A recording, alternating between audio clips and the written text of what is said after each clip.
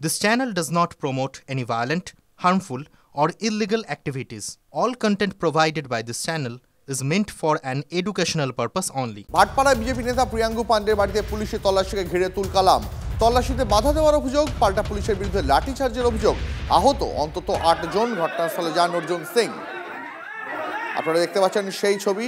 কথা বলবো আমাদের সহকর্মী অনন্ত চট্টোপাধ্যায় রয়েছেন টেলিফোন লাইনে। অনন্ত, ঠিক কি ঘটেছে, অভিযোগটা কি? দেখো, পুলিশ এক বেআইনি অধিগ্রহণ, পৌরসভার জায়গা অধিগ্রহণের নোটিশ নিয়ে যায় এমনই পুলিশ সূত্রে খবর। কিন্তু প্রিয়াঙ্কু পান্ডে এবং প্রাক্তন সাংসদ অর্জুন সিং এর অভিযোগ যে যেহেতু এনআইএ এর একটা মামলা চলছে, সেই এনআইএ এর মামলা ধামাচাপা দিতেই পুলিশ গিয়েছিলেন এবং মিথ্যা মামলায় ফাঁসানোর জন্য প্রিয়াঙ্কু পান্ডের বাড়িতে তারা অভিযান চালিয়েছিলেন এবং সেই অভিযানে 8 জন মহিলা আহত হন। তারা অভিযোগ করেছেন এবং যে তাদের লাঠিচার্জ করে পুলিশ, বাধ্য হয় লাঠিচার্জ করতে। আক্রান্ত হন প্রিয়াঙ্কু পান্ডেও পুলিশের লাঠির ঘায়ে। তবে এই কেন এই ঘটনা ঘটলো সে নিয়েও কিন্তু প্রশ্ন উঠেছে। তবে প্রাক্তন সাংসদ অর্জুন সিং এর অভিযোগ যে কোনো রকম নোটিশ ছাড়াই প্রিয়াঙ্কু পান্ডের বাড়িতে পুলিশ এসেছিল এবং তার থেকেই বচসা শুরু, এবং কেন নোটিশ ছাড়া তারা আসে সে নিয়েও তিনি প্রশ্ন তুলেছেন। বুঝতে পেরেছি, অনেক ধন্যবাদ তোমাকে। কোনো নোটিশ নেই। আমি ভাবুন, আমি কত পরে পৌঁছেছি, কত পরে পৌঁছাবার পরে আমি বলেছি কি নোটিশ, ওয়্যার ইজ নোটিশ? তখনও নোটিশ দিতে পারিনি, বলে নোটিশ আছে স্যার, এই আছে স্যার, ওই আছে স্যার বলে পালিয়ে গেছে। প্রিয়াঙ্কুকে ভয় দেখানো, প্রিয়াঙ্কু বিজেপি করছে তার জন্য তাকে মেরে দেওয়া প্ল্যান। মহিলারা বিরোধিতা করেছে, তখন মহিলাদের উপরে মারধর করতে আরম্ভ করে। মারধর করতে করতে যখন আমি খবরটা পাই, আমি চট করে তার মাঝখানে যাই। আমি যখন যাই তখন বলছে এবার নিয়ে চলো, প্রিয়াঙ্কুকে নিয়ে চলো, প্রিয়াঙ্কু নিয়ে চলো। ওসি এখানকার ডাইরেক্টলি ভাটপাড়া ওসি। আমি বলছি চলো নিয়ে চলো, অসুবিধা কি আছে? তখন নিয়ে যাবে না, উল্টো কি করেছে, মহিলাদের উপরে আমাদের উপরে লাঠি চার্জ করতে আরম্ভ করলো। ভাই তুমি কেন মারলে? এটা দেখুন পুরো রক্ত হয়ে গেছে, রক্ত অবস্থায়। এবার পুরোপুরি পুলিশটা টোটালি নাটক আছে।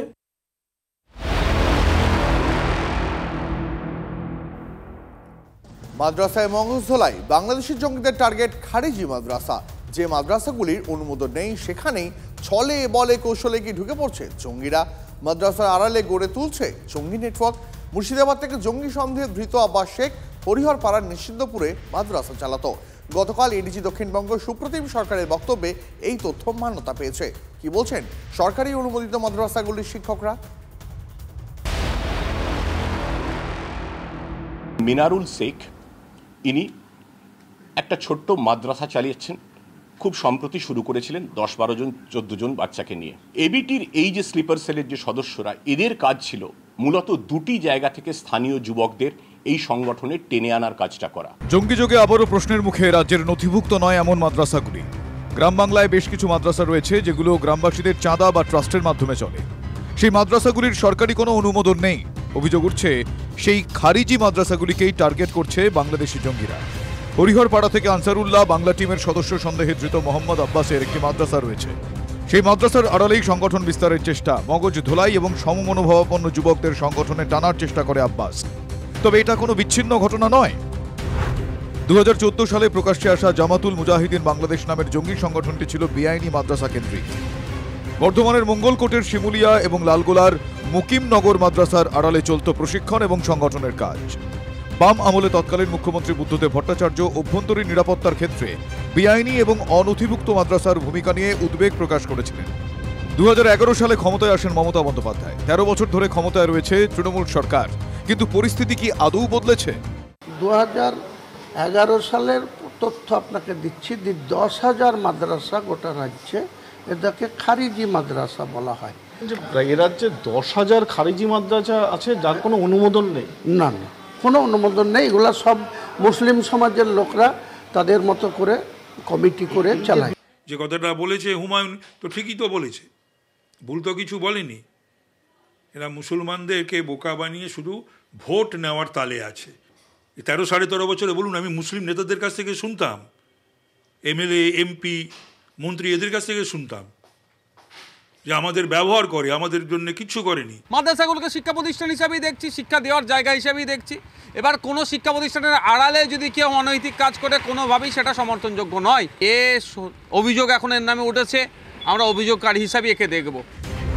মুর্শিদাবাদ জেলাতেই রয়েছে 550-রও বেশি অনুমোদনহীন মাদ্রাসা।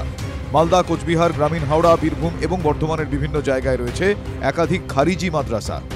গোয়েন্দাদের দাবি, ধর্মীয় শিক্ষা প্রতিষ্ঠানগুলির একাংশকে ব্যবহার করা হচ্ছে বিভিন্ন দেশবিরোধী কাজে। মাদ্রাসাতে এর আগেও শুনেছিলাম যে জঙ্গি তৈরি হয়, এগুলো কিন্তু সব ভুলভাল, ভ্রান্ত ধারণা আমার মতে। মাদ্রাসা বোর্ডে একই সিলেবাসে পড়াশোনা হয়, এখানে অন্য ধরনের কোনো ধরনের অপ্রীতিকর কিছু হয় না। যদিও মুর্শিদাবাদের সরকারি অনুমোদিত মাদ্রাসার শিক্ষকদের ভিন্ন মত। বিভিন্ন জায়গায় ওরা মিটিং করছে এবং সেই মিটিংগুলোতে বিভিন্ন ধরনের মৌলবাদী কথাবার্তা, জঙ্গিদেরকে উৎসাহ দেওয়ার মতো কিছু কথাবার্তা, এগুলো তো সব আসছে। এখানে কোনো রকম তার কাটা বা বেড়াজাল নেই, সেই সব জায়গাগুলো থেকে অনুপ্রবেশটা ঘটছে। মালদার মাদ্রাসার শিক্ষকরা জঙ্গি অনুপ্রবেশ নিয়ে বেজায় চিন্তিত। শিক্ষক শ্রেণীর দ্বারা তো মানুষ বহুভাবে প্রভাবিত হয়, অর্থের লোভ আর দ্বিতীয় হচ্ছে উগ্র মৌলবাদ। তারা যদি এই উগ্র মৌলবাদের রাস্তায় চলে যায় তাহলে স্বাভাবিকভাবে ভারতবর্ষের ক্ষেত্রে সেটা অনেক বেশি ক্ষতিকর হয়ে দাঁড়াবে। প্রশ্ন উঠছে, কেন গ্রামে গ্রামে অনুমোদনহীন মাদ্রাসার রমরমা?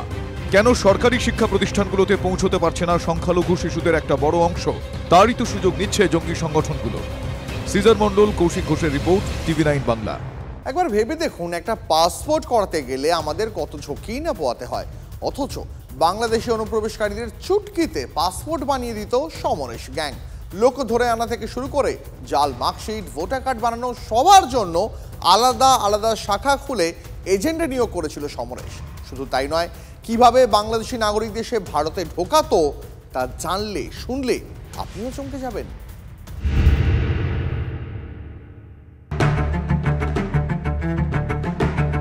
পাসপোর্ট জালিয়াতি চক্রের অন্যতম পান্ডা সমরেশ বিশ্বাসের কুকীর্তিতে তাজ্জব গোয়েন্দারা। তাদের হাতে উঠে এসেছে ভয়ঙ্কর সব তথ্য। সূত্রের খবর, সমরেশ বিশ্বাসের জাল পাসপোর্ট তৈরির নেটওয়ার্কের মধ্যে ছিল বেশ কয়েকটি আলাদা আলাদা উইং। যেসব বাংলাদেশি বিদেশে যেতে চায় তাদের খোঁজ করার জন্য ছিল এজেন্ট।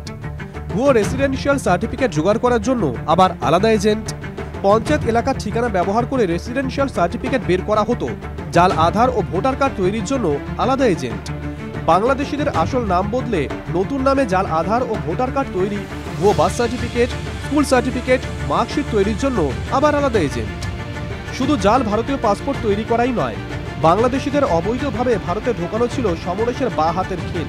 তদন্তকারীদের সূত্রের খবর, অনুপ্রবেশের জন্য প্রথমে কিছু টাকা আগাম হিসেবে নেওয়া হতো। সমরেশের যে নির্দিষ্ট উইং রয়েছে সেই সমস্ত উইংয়ের সদস্যরা সকলের নজর এড়িয়ে অবৈধভাবে বাংলাদেশ এবং ভারতের যে সীমান্ত, সেই সীমান্ত পার করে নাগরিকদের নিয়ে চলে আসতো ভারতে, এবং তারপর তাদের থাকার জন্যও সেফ শেল্টারের ব্যবস্থা করে দেওয়া হতো বলেও অনুমান করছেন তদন্তকারী আধিকারিকরা। এরপরই ওই বাংলাদেশের নাগরিকদের নাম বদলে নতুন নামে এক এক করে তৈরি হতো জাল ভারতীয় নথি। পুলিশের চোখ ফাঁকি দিয়ে কিভাবে এত কাজ করা সম্ভব? পাসপোর্ট পাওয়ার পেছনে তো পুলিশের একটা এসবি বা আইবির, কলকাতায় এসবি, বাংলায় আইবি, তাদের সমস্ত ভেরিফিকেশনের প্রয়োজন হয়। তারা কি করছে? শুধু অর্থের বিনিময়ে আমি আমার মাতৃভূমি, আমার রাষ্ট্র, আমার দেশ ও মাতাকে আমি বিপন্ন করে দিচ্ছি। অবৈধ লোক ঢুকছে কি করে, সেটা পশ্চিমবঙ্গে ঢুকুক বা ত্রিপুরায় ঢুকুক, সেটা তো বিজেপির কেন্দ্রীয় সরকারের অমিত শাহ স্বরাষ্ট্র মন্ত্রকের বিএসএফ সীমান্ত পাহারা দিচ্ছে। সীমান্ত তো পশ্চিমবঙ্গ পুলিশ পাহারা দেয় না, তো ঢুকছে কি করে? আগে বিজেপির নেতারা এই কৈফিয়তটা দিন যে বিএসএফ থাকাকালীন ঢুকছে কি করে। জাল পাসপোর্ট তৈরির তদন্তে গোয়েন্দাদের নজরে সমরেশের স্ত্রী রেখা বিশ্বাসের গতিবিধিও। সূত্রের খবর, সমরেশের স্ত্রী রেখা যোগ পাসপোর্ট জালিয়াতিতে কুরিয়ার হিসেবে কাজ করতেন রেখা। বসিরহাট, বনগাঁ সহ একাধিক পাসপোর্ট সেবা কেন্দ্রে অবাধ যাতায়াত ছিল রেখার। সমরেশের কথা মতো বিভিন্ন জায়গায় নথি পৌঁছে দেওয়া থেকে পাসপোর্ট ডেলিভারির মতন কাজ চালাতেন রেখা। সমরেশ গ্যাংয়ের হাত ধরে সম্প্রতি কত বাংলাদেশি ভারতে ঢুকেছে, তারা এখন কোথায় তা খুঁজে পেতে মরিয়া লালবাজারের গোয়েন্দারা। ক্যামেরা চাঁদ মিয়ার সঙ্গে সুপ্রিয় গুহ, TV9 বাংলা। নজর রাখবো পরের খবরে। ফের শহরে ভয়াবহ অগ্নিকাণ্ড। তপসিয়ার পর নিউ আলিপুরেও আগুনের গ্রাসে ঝুপড়ি। শনিবার সন্ধ্যায় বিপি পোদ্দার হাসপাতালের পিছনে ঝুপড়িতে আগুন লাগে।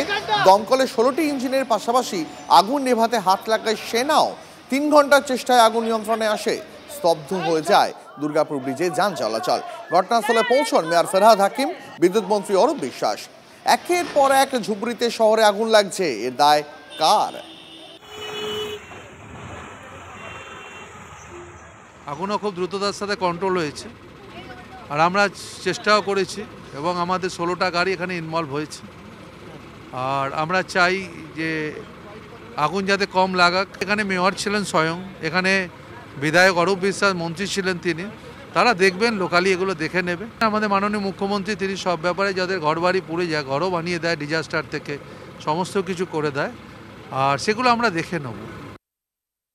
কি থেকে আগুন লেগেছে that is a matter of investigation. এই মুহূর্তে ওই ব্যাপারে কমেন্টস করা যাবে না। ফেস্টিভ সিজনে রোড কনজেশন থাকে, একটুখানি প্রবলেম তো আসতে যেতে হয়, তো আমাদের তো কোনো ডেডিকেটেড করিডোর থাকে না, তো এই থেকেই আসতে হয়। তো তবুও আমাদের নিয়ার বাই ফায়ার স্টেশনগুলো খুব তাড়াতাড়ি পৌঁছে গেছে, ফায়ারটাকে ওরা ইনিশিয়াল স্টেজে কন্ট্রোল করেছে, তারপরে যেটা আমাদের সাপোর্ট সিস্টেম আছে ওটাও এসছে, ওরা কাজ করেছে। प्लस हमारी चैनल में हमने रिपोर्ट किए ऐसे, और इमीडिएटली हमारी कैम्प से जो हमारी क्विक रिएक्शन टीम वो आ गए हैं, और हमारी एम्बुलेंस, हमारी वाटर बाउजर आ गए, और जो सिविल वाटर बाउजर है जो है उनको भी हमने कैम्प में भेज के वहाँ पानी फिलअप कराया ताकि the turnaround time will be less. It was a collective effort and everybody pitched in. Traffic police, Kolkata police, the district administration, the fire department, they are very good also. এমনি দেখলাম যে আগুন তো লেগেছে, এখন কি কারণ বলা যাবে না, কিন্তু আগুন লেগেছে। এবং এটাও একটা ঝুপড়ি ব্রিজার এবং রেলের জমির মধ্যে এটা রয়েছে। এটা আমাদের জানা ছিল না যে এখানটা ঝুপড়ি আছে, কিন্তু কোনো কারণ আছে, এরা হয় গরম সেঁকার জন্য বা কোনো কারণে, কারণ কালকেও তেল জ্বলায় লাগলো, আজকেও এখানে লাগলো। এগুলো প্রচুর প্লাস্টিক এবং ওই বজ্র পদার্থ রয়েছে। আগুনটা লেগেছে, এটা কি কারণ আমরা এখনও দমকল যতক্ষণ না রিপোর্ট দেবে আমার জানা সম্ভব না। নৈহাটির বড়মার মন্দিরের নামে জাল ওয়েবসাইট খুলে প্রতারণার অভিযোগ, রিষড়া থেকে গ্রেফতার অভিযুক্ত সুরজিৎ কুণ্ডু। জাল ওয়েবসাইট খুলে নৈহাটির বড়মার মন্দিরের ভক্তদের কাছ থেকে লক্ষ লক্ষ টাকা আত্মসাতের অভিযোগ তার বিরুদ্ধে। এই প্রথম নয়, এর আগেও একই কায়দায় একাধিক মন্দিরের ভক্তদের প্রতারণার অভিযোগ সুরজিৎ কুণ্ডুর বিরুদ্ধে। ধৃতকে 7 দিনের পুলিশি হেফাজতের নির্দেশ ব্যারাকপুর আদালতের।